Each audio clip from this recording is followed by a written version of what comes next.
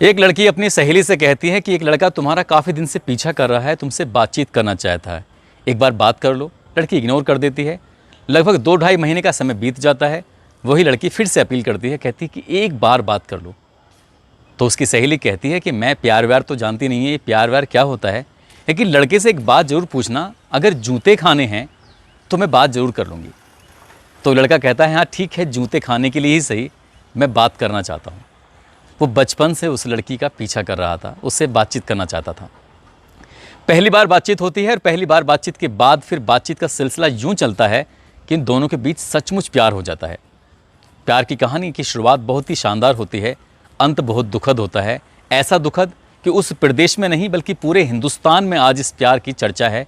Social media हो, अखबार हो, टेलीविज़न हो, ऐसी कौन सी जगह है जहाँ पर इस प्यार की चर्चा नहीं हो रही है। मगर इस लड़की की छोटी सी गलती की वजह से इस लड़के की जान हमेशा हमेशा के लिए चली जाती है। आदाब, नमस्कार, सत श्री अकाल। मैं उस्मान सैफ़ी। आज की जो सच्ची घटना मैं आपको सुनाने जा रहा हूँ, सच्ची घटना है बिहार प्रदेश का एक ज़िला है अररिया और इसी ज़िले का एक थाना लगता है रानीगंज। यहाँ पर खरसाही पंचायत का गांव है बड़हुआ। बात कर रहा हूँ 5 जुलाई 2022 की रात लगभग 8-9 बजे के आसपास। इस गांव की एक महिला है जिसका नाम है रूबी देवी। वो एक लड़के को, जो कि अपनी ननिहाल में आया हुआ है इसी बड़हुआ गांव में, वैसे वो लड़का भरगामा का एक रहड़िया गांव है वहाँ का रहने वाला है, छोटू यादव।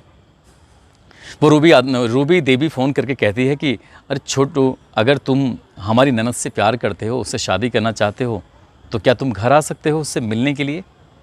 तो छोटू खुश हो जाता है।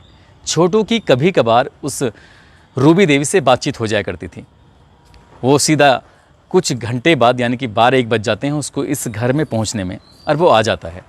और जैसे ही आता है, ये रूबी देवी उसको एक कमरे में बंद कर देती है, बाहर से कुंडा लगा देती है। कहती है कि तुम यहीं इंतज़ार करो और मैं अभी अपनी ननद यानी कि आरती यादव को बुला के लेके आती हूँ। अब वो इंतज़ार कर रहा है कमरे में अंदर बैठा हुआ। दूर दूर तक कोई नज़र नहीं आ रहा है। बहुत ही शांति छाई हुई है, ऐसी शांति जैसे तूफ़ान के पहले की शांति होती है। जो आरती यादव है उसका एग्ज़ाम चल रहे हैं और आरती यादव ने अपने एग्ज़ाम में अच्छे नंबर लाने के लिए, अच्छे अंक लाने के लिए रात के 2:30 बजे का अलार्म लगाया हुआ था। रात के 2:30 जैसे बजते हैं और 2:30 बजने के बाद वो अलार्म बजता है और ये लड़की जाग जाती है और आंखें मलती हुई अपने कमरे से बाहर निकलती है। बाहर निकलने के बाद सीधा टॉयलेट की तरफ जा रही थी, लेकिन उसने देखा कि जो दूसरा कमरा है उसकी लाइट जली हुई है और विंडो के पीछे कोई लड़का दिखाई दे रहा है। वो लड़का कोई और नहीं था, उसी का प्रेमी, जिस पर वो जान छिड़कती है, जिसको इतना प्यार करती है अपनी जान से ज़्यादा। ये वही लड़का है जिस लड़के को इसने साफ साफ इनकार कर दिया था कि बात करोगे तो जूते खाओगे। लेकिन बात जूतों की बात से शुरू होती है और दोनों के बीच में इस कदर प्यार होता है कि एक साथ जीने मरने की कस्में खा चुके थे। ना तो लड़के ने कभी अपने माँ बाप से ये बात कही कि मैं उस लड़की से शादी करना चाहता हूँ, और ना ही लड़की ने कभी ये बात कही कि मैं इस लड़के से शादी करना चाहती हूँ।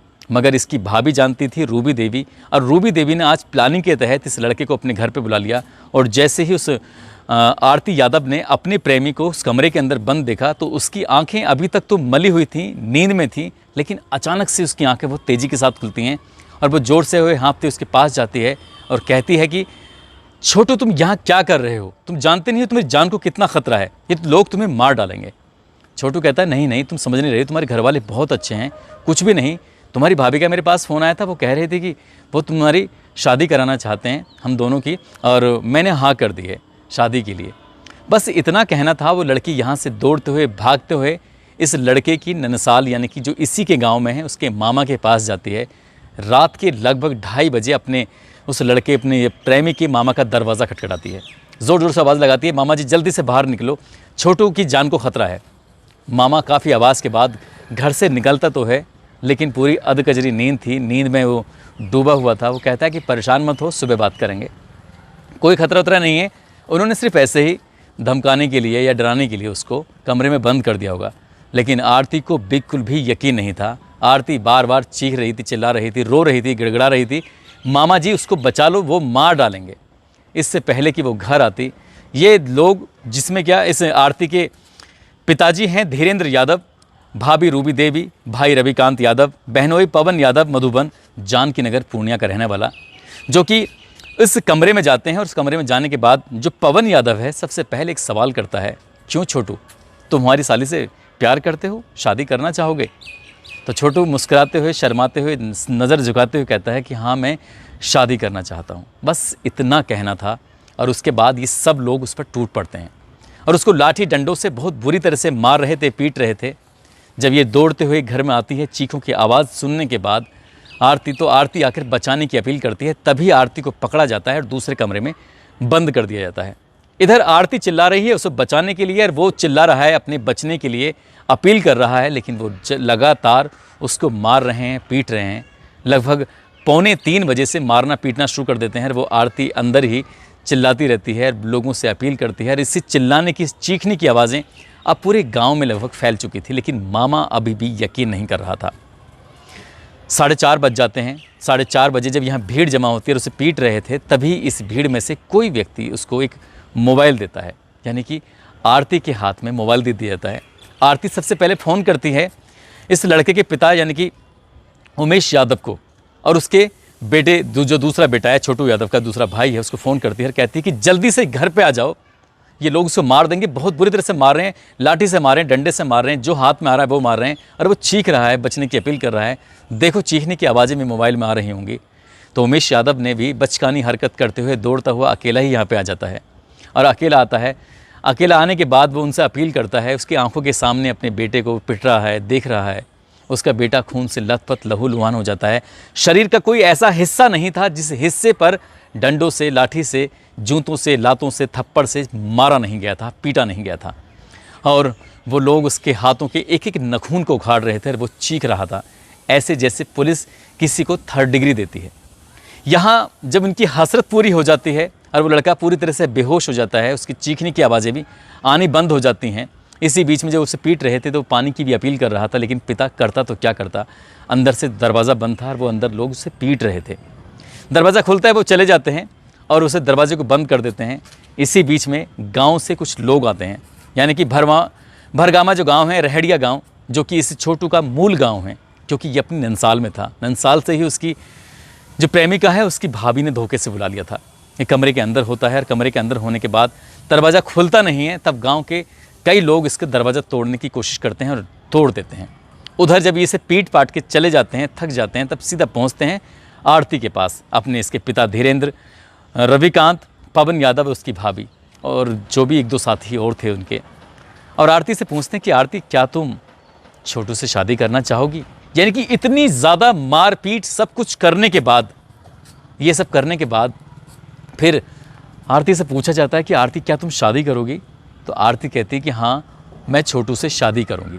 आज तक नहीं कहा था, पहली बार उसने कहा। और जब पहली बार वो ऐसा बोलती है जैसे क्या अभी वो छोटू यादव को मार रहे थे, ठीक उसी तर्ज पर, उसी के जैसे उसको भी मारना शुरू कर देते हैं। गांव के लोग पहले दरवाज़ा तोड़कर उससे छोटू यादव को बचाते हैं और फिर उसके बाद फिर आरती को बचाते हैं। लेकिन पता चलता है कि तब तक उसको करंट लगाकर मुझसे मौत की नींद सुला दिया गया था, वो मर चुका था। हालांकि तसल्ली के लिए उसे अररिया के हॉस्पिटल लेके जाया जाता है। डॉक्टर उसे मृत घोषित कर देते हैं और मृत घोषित करने के बाद वो मर जाता है। लगभग सुबह के 7 बजे के आसपास आरती को मालूम होता है कि अब उसका छोटू इस दुनिया में नहीं है, वो मर चुका है। पुलिस आती है, शव को कब्जे में लेकर पोस्टमार्टम के लिए भेजती है और पोस्टमार्टम से भी यही खुलासा होता है कि उसको बहुत बुरी तरह से मारा पीटा गया है। चाहे उसका शरीर का कोई सा भी अंग हो, उसे बहुत ज़्यादा मारा, क्योंकि वो पूरा नीला हो चुका है, पूरा शरीर उसमें नील पड़ चुके थे। लेकिन किसी भी शख्स की एक बात पर ध्यान नहीं गई। कम से कम इस आरती को 1-2 नहीं, काफ़ी 2 से ढाई घंटे मिल जाते हैं। और इस 2 से ढाई घंटे में वो अपने यानी कि उस लड़के के मामा के घर तो दौड़ कर जा रही थी, कि मामा से अपील कर रही थी कि मामा उससे बचा लो। वो दौड़कर किसी से मोबाइल की अपील करती है, लेकिन उसने एक बार भी पुलिस को फ़ोन करने की जहमत नहीं उठाई। काश उसने फ़ोन किया होता, भले ही चाहे यहाँ से रानीगंज थाने की दूरी हो, चाहे वो अररिया की दूरी हो, मगर पुलिस सूचना मिलते ही कहते हैं कि जैसे कंट्रोल रूम को फ़ोन किया जाता है, तो पुलिस 5 मिनट में पहुंचने का दावा करती है। और 5 मिनट में ही पहुंचने का दावा जो कर रही थी, इस आरती का मोबाइल फ़ोन भी उस वक्त तक था जब वो मामा के घर पे थी। तो शायद अगर मामा के घर तक वो फ़ोन करके कह देती, क्योंकि जैसे वो घर पे पहुंचती है वापस, तब उसका मोबाइल छीना गया था। अगर इस बीच में वो फ़ोन करके पुलिस को बुलाती, कहती कि उसके जो प्रेमी हैं छोटू यादव, उसको मारा जा रहा है, वो मर जाएगा, क्योंकि उसको पूरी तरह से अंदेशा हो चुका था कि छोटू आज बचने वाला नहीं है। बचने वाली तो वो खुद भी नहीं थी, क्योंकि जब उसे मार रहे थे तब कुछ लोगों ने उसको बचा लिया। पुलिस ने तहरीर के आधार पर मुकदमा दर्ज कर लिया है और रविकांत यादव यानी कि भाई, पिता धीरेन्द्र यादव, इनको गिरफ्तार कर लिया है। बाकी के जो भी लोग इस घटनाक्रम में शामिल हैं उनको भी गिरफ्तार करने की बात चल रही है। और जैसे ही ये घटना, ये खबर अखबारों में, सोशल मीडिया पर, टेलीविज़न पर वायरल होती है, चारों तरफ फैलती है, तब लोगों को पता चलता है कि बिहार में प्यार का क्या खौफनाक अंत होता है। ऐसा खौफनाक अंत शायद किसी ने सुना नहीं होगा, किसी ने देखा नहीं होगा। आरती ने अपनी आंखों से तो नहीं देखा था, लेकिन आरती ने अपने कानों से एक एक चीख को सुना था, जो छोटू यादव आखिर में अपनी चीखों को बोल रहा था। बचपन से ही आरती को वो देखता था, क्योंकि वो अपनी ननसाल में नानी के घर पे आता था और उससे प्यार करता था। और एक दिन उसने उसकी सहेली से जब स्कूल जा रही थी तब उसने अपील की थी कि एक बार मेरी बात करा दो। और ये ऐसी बोल्ड लड़की रही है आरती यादव, जिसके बारे में पूरे गांव में एक बार चर्चा है कि ये लड़की किसी से प्यार व्यार के चक्कर में पड़ने वाली थी ही नहीं। ना जाने क्यों उस लड़के के प्यार के चक्कर में आ जाती है और उसकी प्यार की मीठी मीठी बातों में आकर उसको प्यार कर बैठती है। पहले वो लड़कों के खिलाफ होती थी, यही कारण था कि छोटू यादव को जूते से पीटने की बात करती है। लेकिन जब उसके प्रेमी की हत्या हो जाती है तब वो अपने ही माँ बाप के, अपने ही परिवार के, अपने ही बहनों के खिलाफ खड़ी हो जाती है और वो कहती है कि जब तक मैं इस हत्या का बदला नहीं ले लूँगी तब तक अन्न पानी जो भी है उसको त्याग देना है। और त्याग दिया उसने। जब त्यागती है तो उसके बाद ये 8 जुलाई तक ये कुछ भी नहीं खाती और इसकी तबीयत कुछ इस तरह ख़राब होती है कि इसको उपचार के लिए हॉस्पिटल लाया जाता है। हॉस्पिटल भी कोई और नहीं लाता, बल्कि छोटू के पिता उमेश यादव उसको भर्ती कराते हैं। अररिया में भर्ती कराते हैं, हालत गंभीर होती है। फिर उसके बाद पूर्णिया में भर्ती कराया जाता है। पूर्णिया में लगभग 4-5 दिन ये हॉस्पिटल में रहती है और किसी ने फ़ोटो खींचकर इसका सोशल मीडिया पर वायरल कर दिया, ये कहते हुए कि अब आरती मर चुकी है, बची नहीं है। लेकिन लोग भी पता नहीं कैसी कैसी अफवाह फैला देते हैं। फ़िलहाल डॉक्टरों की मशक्क़त के बाद, काफ़ी मेहनत के बाद और उन लड़के वालों की मेहनत के बाद आरती आज बिल्कुल सकुशल है, ठीक है। लेकिन वो अपने माँ के घर बिल्कुल भी नहीं जाना चाहती। वो कहती है अगर मेरी माँ, मेरे पिता, मेरे भाई, मेरे रिश्तेदार अगर मुझे प्यार करते, मेरी भाभी अगर मुझे प्यार करती तो मेरा छोटू मेरे साथ होता, हम दोनों की शादी करा देते। एक ही जाति के हैं, एक ही धर्म के हैं, तो इसमें किस बात का अड़ंगा है।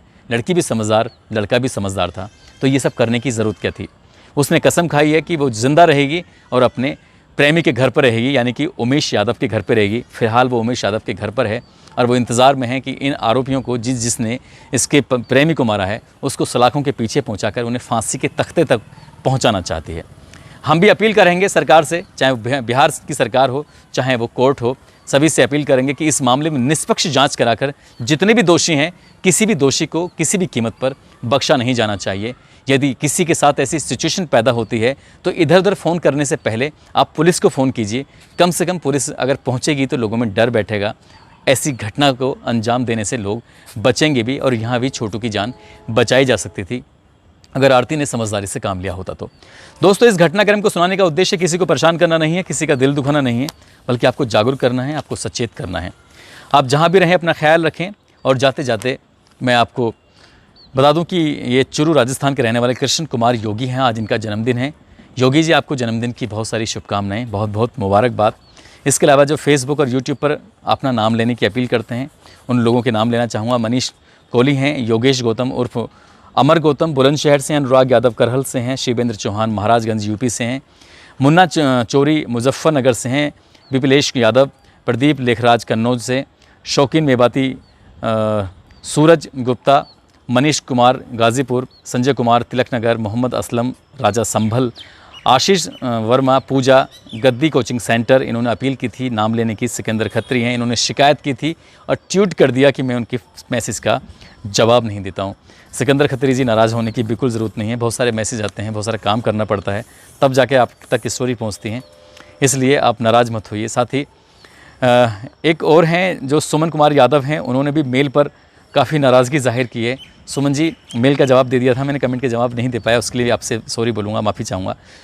वो और फेसबुक पर कमेंट करने वाले विजय राज हैं, जो कि राजस्थान से हैं, RM कुशवाहा नेपाल से हैं, रीना राय हैं, सानू भारद्वाज बिहार से, विकास तिवारी सूरज गुजरात से हैं, कविंदर सिंह, देवेंद्र कुमार पासवान, इरफान सैयद, संत कुमार झुंझुनू राजस्थान से, साधना राणा गोरखपुर से सुमन कुमार यादव, जो मैं अभी नाम बोला ही है, विजय शंकर कुशवाहा सोनभद्र से, मोहम्मद मुरसलीन सैफ़ी, महेंद्र पाल गौतम, डॉक्टर जमील उस्मानी रामपुर से हैं, महेंद्र सिंह यादव उज्जैन से हैं, राहुल तिवारी गुड़गांव से, कमलेश कुमार मंडल बिहार से, सत्येंद्र कुमार यादव बिहार से, मोनू कुमार बिहार से, सामर्थ राम राजस्थान से, सद्दाम कुरैशी सऊदी अरब से। आप सभी का दिल की गहराइयों से बहुत बहुत शुक्रिया, बहुत बहुत मेहरबानी। आप सब अपना ख्याल रखें, सुरक्षित रहें। जय हिंद, जय भारत।